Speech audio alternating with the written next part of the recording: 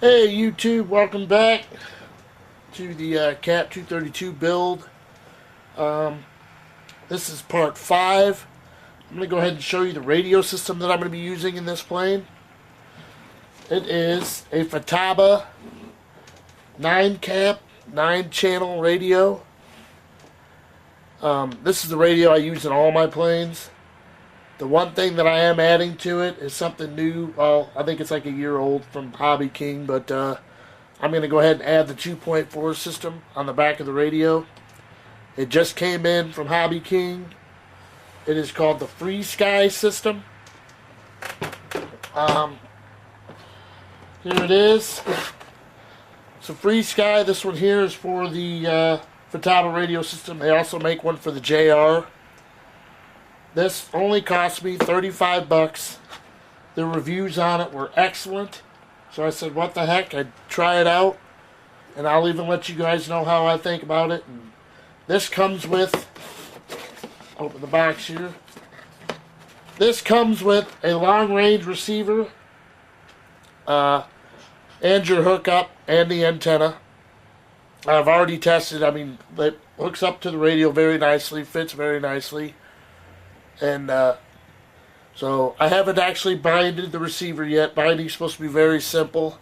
There's a button here. As you turn the receiver, your radio on, you hold the button down. It automatically starts flashing. And then in the receiver itself, there's a small button right in there.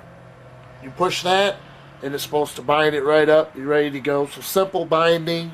So far, I think it's going to be a pretty good system. Like I said, I've watched on YouTube a bunch of reviews on it, and people said it's been an excellent system. They've had no problems with it whatsoever.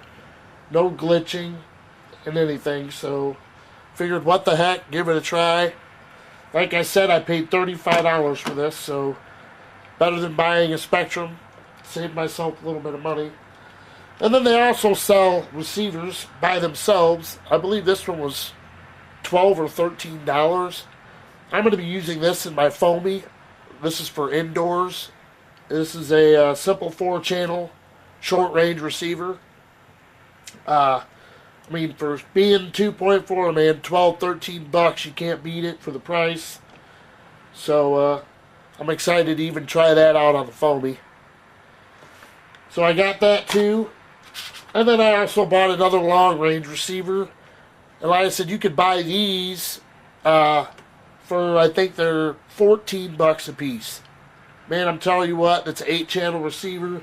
For 14 bucks, you can't beat the price. I mean, it's just cheap. And that's so much what I love about Hobby King. Not that I'm advertising for them, but that's why I like them. They're cheap. So, that is the radio system I'm going to be running in this. Hopefully here soon we get this binded in. Which, speaking of all that, now I'm actually going to move on here.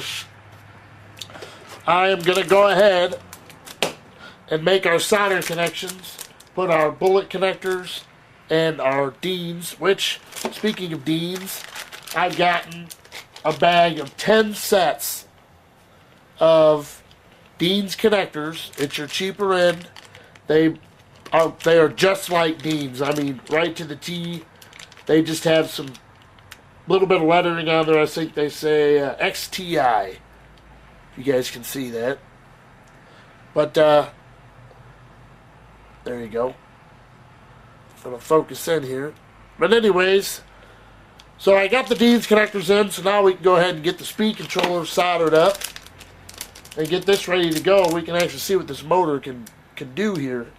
And the only thing I'm still waiting on to come in that I bought on eBay is an APC prop 10x5. So I'm still waiting on that to come in.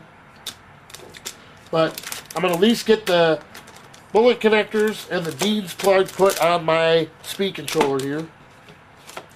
That'll get us a step closer. Okay, now, from the last part when we left off on the video, I actually had the ends to put on the servos itself. Them have now been installed and ready to go, as you can see here. Turned out great. Like I said, these end connectors here, the easy connectors from Hobby King, are great. I mean, they work great for what they are. They're cheap. So I like those. So we've gotten past that point. Now, the next point I actually want to do here is I'm going to go ahead, I've started on the canopy, and I've cut it out already. And I've actually have one actual disappointment about the plane so far here. And that is on the canopy. As you can see here, the paint, they must not have sanded or roughed up the edge here. So the paint, when I was cutting it, started chipping. And it makes it look like horrible crap. And why it actually looks so bad is I actually had it put on the plane like that, and then I had taken some tape and taped it to hold it in place. Well, even using cheap painter's tape, if you want to call it that, or whatever, cheap paint, the cheap tape here, excuse me, I mean, as you can see, it's even getting on my fingers. That's how bad it is. Well, anyways, I can take this tape and stick it on there, and it just rips the paint right off of the thing, off the canopy. So, what I think I've elected to do, I think I'm going to go ahead and remove all the paint off the canopy. I don't think clear will look too bad. So I'm just going to go ahead and do that. And see how that goes from there. I think it should look fine. It'll just look white underneath the canopy area, which is fine with me. As long as it still gives me the effect of a windshield if I ever decide to put a pilot inside the plane. Once I get this paint off, I'm going to use my drill and get this lined up where I want it at with using my tape. And I'm going to go ahead and drill holes and poke holes into that and the plane once I get this centered where I want it. Very simple, very easy. In fact, they give you screws. I put them all in a bottle so I don't lose them. They give you the screws to actually mount the canopy in place. Very simple, very easy. So I'm going to go ahead and leave off on that. I'm going to go ahead and try to get this paint off of this canopy here. And get that all removed. And maybe try to go ahead and get the canopy mounted. Once I get that far, I'll go ahead and show you guys the progress on that. I probably will not show you the progress on the speed controller. It's just soldering. Pretty simple, so. Maybe I will. We probably will. I probably will just to go ahead and do that. But, anyways, let me go ahead and get the paint off the canopy here. And, get things moving along here and go ahead and get the canopy mounted. So, we'll see you back here in just a flash. Okay, as you can see, the canopy has now been installed. I got all the paint off of it. Looks pretty decent, looks pretty good. Zoom in here.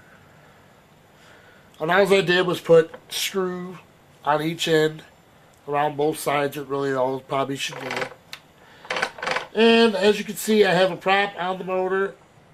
The speed controller has been all soldered up and put in. Now it's just resting in there. The bullet connectors and all that were installed. It's pretty much ready to go. I just have to finish installing the electronics and all that good stuff. So let's go ahead. I'm going to do a motor test here. Test out the motor. Show you guys where we're at here. The prop that's on it right now is actually not the right prop, but it should work for now, just for testing. The new prop should be in shortly, soon, hopefully. So let's go ahead and get this speed controller plugged into the receiver. Now I've already went ahead and binded the receiver, so the receiver's been binded. It was actually very simple. to buy the receiver. And let's go ahead and give her a shot, see what she does.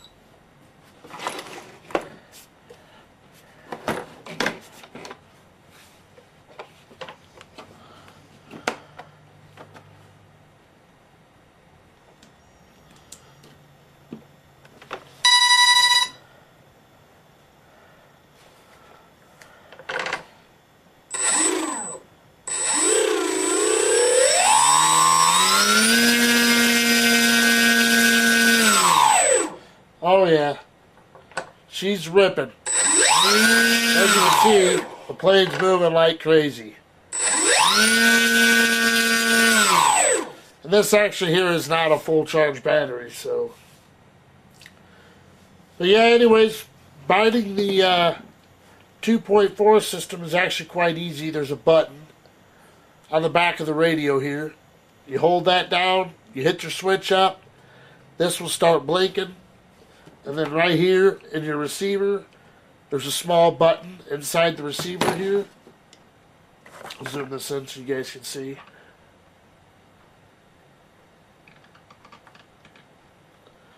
Right in here, there's a small button. You hit that button as you're connecting the battery. After you connect the battery, just hit that button and it binds right up. Very simple. So far, I have to say, binding wise, I actually really like it. It binded very easily. And as you can see, the motor from there has actually been really good so far. So we're pretty close to getting the plane done.